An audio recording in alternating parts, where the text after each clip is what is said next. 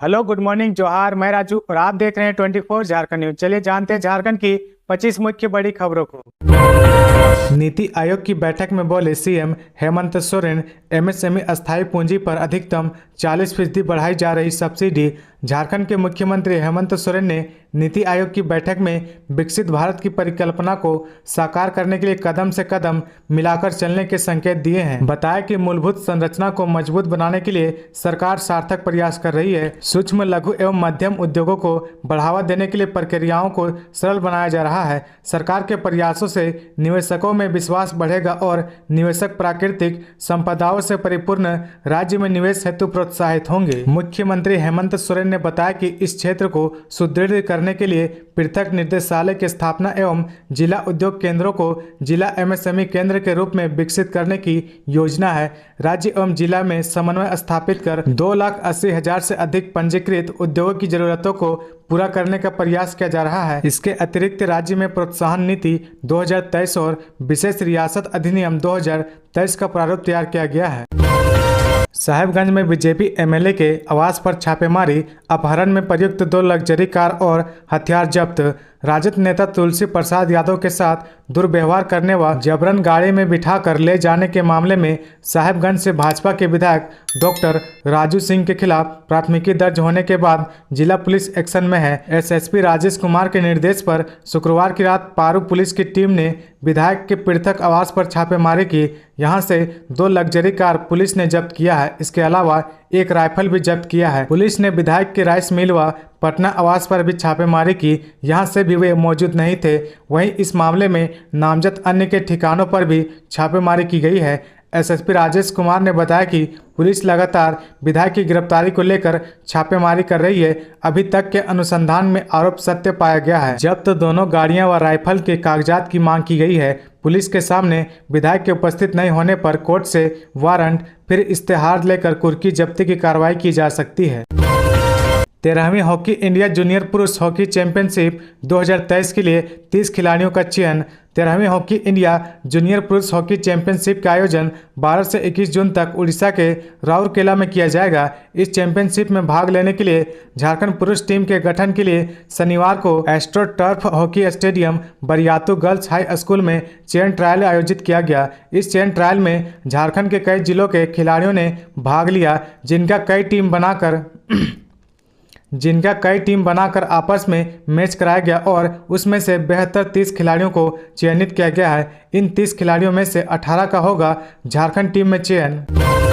कांग्रेस का 9 साल 9 सवाल अभियान। केंद्र में एनडीए की सरकार के 9 साल पूरे होने पर कांग्रेस तल्ख पीएम नरेंद्र मोदी से पूछ रही 9 सवाल। केंद्र में नरेंद्र मोदी के नेतृत्व में बनी एनडीए की सरकार के 9 साल पूरे हो रहे हैं। झारखंड सहित देश भर में भाजपा इन 9 साल की उपलब्धियों को पहुंचाने के लिए पंचायत से लेकर गांव तक जाने का कार्यक्रम तय किया है। वहीं दूसरी ओर कांग्रेस देश भर में पीएम नरेंद्र मोदी के लिए 9 सवाल तैयार किए हैं। देश भर से पीएम नरेंद्र मोदी को लेकर तैयार 9 सवाल के साथ कांग्रेस प्रेस कॉन्फ्रेंस कर रही है। झारखंड में भी कांग्रेस ने ऐसा ही प्रेस कॉन्फ्रेंस किया। रांची स्थित कांग्रेस के पार्टी कार्यालय में प्रदेश अध्यक्ष राजेश ठाकुर, ओबीसी विभाग के राष्ट्रीय अध्यक्ष कैप्टन अजय यादव सहित पार्टी के अन्य नेताओं ने अपनी बात रखी। प्रेस कॉन्फ्रेंस के दौरान पार्टी पदाधिकारियों ने मीडिया के माध्यम से पूछा कि अगर 9 साल में उपलब्धियां ही केवल है तो फिर देश की स्थिति ऐसी क्यों है। 28 मई दोपहर 12 बजे पीएम नरेंद्र मोदी करेंगे नए संसद भवन का उद्घाटन। देश का नया संसद भवन बनकर तैयार हो गया है। प्रधानमंत्री नरेंद्र मोदी 28 मई 2023 को दोपहर 12 बजे देश के सामने नई संसद भवन की बिल्डिंग को पेश करने वाले हैं। इसे लेकर लोकसभा महासचिव ने एक औपचारिक लेटर शेयर किया है, जिससे इस बात की जानकारी दी गई है कि पीएम नरेंद्र मोदी 28 मई को नए संसद भवन का उद्घाटन करने वाले हैं। आगे बढ़ने से पहले अगर अभी तक आपने इस चैनल को सब्सक्राइब नहीं किया तो प्लीज सब्सक्राइब कर ले, जिससे आपको झारखंड की हर छोटी से बड़ी खबर की अपडेट आप तक पहुंचता रहे। झारखंड में आंधी तूफान से तबाही, आकाशीय बिजली से 12 की मौत, फिर जारी हुआ अलर्ट। झारखंड में मौसम की जानलेवा बेरुखी सामने आ रही है। झारखंड के अलग अलग हिस्सों में बीते 2 दिनों के दौरान आकाशीय बिजली की चपेट में आने से कम 12 लोगों की मौत हो गई है। एक अधिकारी ने शनिवार को बताया कि धनबाद जिले के बरवा अड्डा इलाके में आकाशीय बिजली की चपेट में आने से एक महिला और उसकी बेटी की मौत हो गई, जबकि शुक्रवार को जमशेदपुर के बहरा गोरा और गुमला जिले के चिरोडी में 2 लोगों की मौत हो गई। मौसम विभाग के मुताबिक झारखंड में अगले 24 घंटे के दौरान कुछ जगहों पर हल्की बारिश हो सकती है। हालांकि इसके बाद से तापमान बढ़ना शुरू हो जाएगा।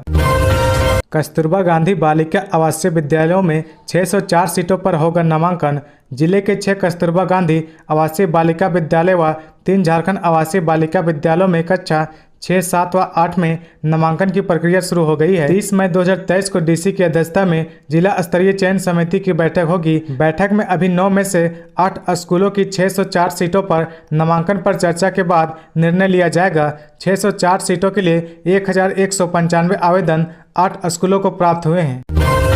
सावन होगा 59 दिनों का, 8 सोमवारी होगी महादेव की आराधना। महादेव को समर्पित सावन मास में इस बार अधिमास लग रहा है। 19 वर्षों बाद ऐसा संयोग हो रहा है जब सावन महीना में अधिक मास लग रहा हो। ऐसे में यह सावन लगभग 59 दिनों का होगा। पंचांग के अनुसार श्रवण मास की शुरुआत 4 जुलाई 2023 से हो रही है। 31 अगस्त 2023 को समाप्त होगा।